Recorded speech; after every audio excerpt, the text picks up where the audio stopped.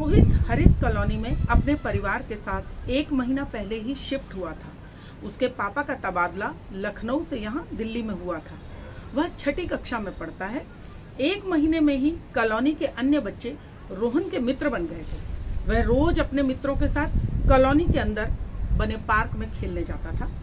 आज रोहन का जन्मदिन है। उसने अपने सभी मित्रों को शाम को अपने घर जन्मदिन की पार्टी के लिए बुलाया है।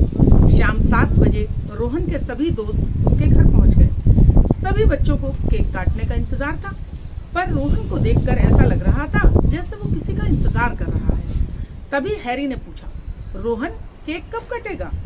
बस मेरे गमले वाले मामा जी आ जाएं, मुझे उन्हीं का इंतजार है, रोहन ने कहा।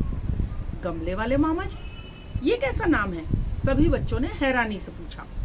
मेरे मामा जी मुझे जन्मदिन पर उपहार के साथ एक छोटा पौधा भी देते हैं, जो छोटे से गमले में लगा होता है। फिर उस पौधे की देखभाल की जिम्मेदारी मेरी होती है, जैसे उसे पानी देना, गुड़ाई करना। हमारी बालकनी में जितने भी पौधे रखे हैं वे मेरे मामा जी ने ही दिए हैं, इसलिए मैंने अपने मामा जी का नाम गमले वाले मामा जी रखा है।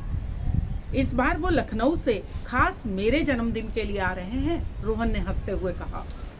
पर वो तुम्हें पौधा क्यों उपहार में देते हैं? आदर्श ने पूछा। क्योंकि मेरे मामा जी को पेड़ पौधों से बहुत लगाव है, रोहन बोला। तभी रोहन के मामा जी भारी बैग लेकर घर में दाखिल हुए। रोहन को उन्होंने जन्मदिन की शुभकामनाएं दी। सभी बच्चों ने देखा कि वो अपने साथ उपहार में सचमुच एक छोटा सा गमला लाए थे, जिसमें एक छोटा सा पौधा लगा हुआ था। मामा जी, आप ये गमला लखनऊ से लाए हैं? रोहन ने पूछा। अरे नहीं, ये तो मैंने यहीं से गमले वाले से खरीदा है, रोहन के मामा जी बोले। अंकल, आप रोहन को पौधे क्यों उपहार में देते हो? नन्ही कुहू ने पूछा। बच्चों, ऐसा करते हैं, अभी जन्मदिन की पार्टी मनाते हैं, कल मैं तुम्हें विस्तार से बताऊंगा, रोहन के मामा जी बोले। अगले दिन सब बच्चे शाम को कॉलोनी के पार्क में एकत्रित थे। रोहन भी अपने मामा जी के साथ आ गया। अब मामा जी ने बोलना आरंभ किया। बच्चों, मैं अपनी जान पहचान में सभी बच्चों को गमला उपहार में देता हूँ, जिससे बच्चों को बचपन से ही पेड़ पौधों से लगाव, उनमें पौधे लगाने की प्रवृत्ति विकसित हो। ये तो आप सभी जानते हो कि पेड़ हमारे जीवन के लिए कितने उपयोगी हैं। हाँ, पेड़ों से हमें ऑक्सीजन भी मिलती है, जो हम सबके जीवित रहने के लिए जरूरी है, हमारी मैडम ने बताया है, सब बच्चे एक साथ बोले। बिल्कुल, पेड़ हमारे वातावरण को शुद्ध हवा देते हैं, उनमें से हमें फल सब्जियां मिलती हैं। गर्मियों में पेड़ों की घनी छांव ठंडक देती है। पेड़ों की लकड़ी भी उपयोग में आती है, मामा जी बोले। पेड़ पर छोटी चिड़िया अपना घोंसला भी बनाती है, छोटी कुहू बोली। हाँ बेटा, तुमने ठीक कहा। पेड़ धरती के सभी प्राणियों के मित्र हैं, लेकिन अब पेड़ों को काटने का काम ज्यादा हो रहा है, जिससे पर्यावरण असंतुलन हो रहा है, मामा जी ने चिंतित स्वर में कहा। अंकल, जलवायु परिवर्तन से ही कहीं अधिक बारिश होती है, जिससे बाढ़ आती है, कहीं बिल्कुल बारिश नहीं होती और सूखा पड़ जाता है, हैरी ने पूछा।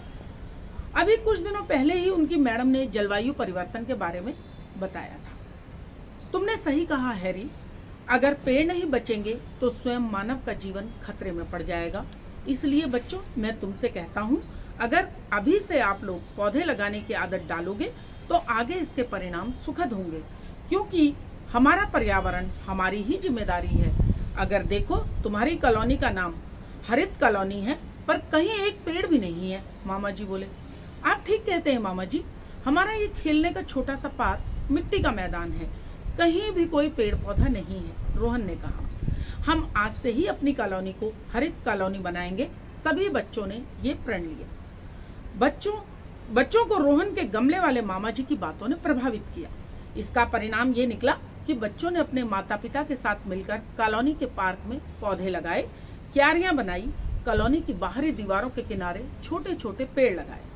7 महीने बाद जब गमले वाले मामा जी रोहन के घर आए तो कॉलोनी में हरे भरे पेड़ पौधे देखकर भाव विभोर हो गए। सभी बच्चों को उन्होंने घर पर दावत के लिए बुलाया। वाह बच्चों, तुमने तो कमाल कर दिया, मामा जी खुश होकर बोले। हाँ भैया, इन बच्चों के कारण हमारी कॉलोनी ने अब एक पर्यावरण कमेटी बना ली है, माली भी रख लिया है, रोहन की माँ किचन से पकोड़े की प्लेट लाते हुए बोली। बहुत अच्छे, मामा जी गदगद होते हुए बोले। हाँ मामा जी, क्योंकि हमारा पर्यावरण हमारी ही जिम्मेवारी है। सभी बच्चे एक साथ पकोड़े खाते हुए बोले, रोहन के मामा जी अब सभी बच्चों के लिए गमले वाले मामा जी बन गए थे। धन्यवाद।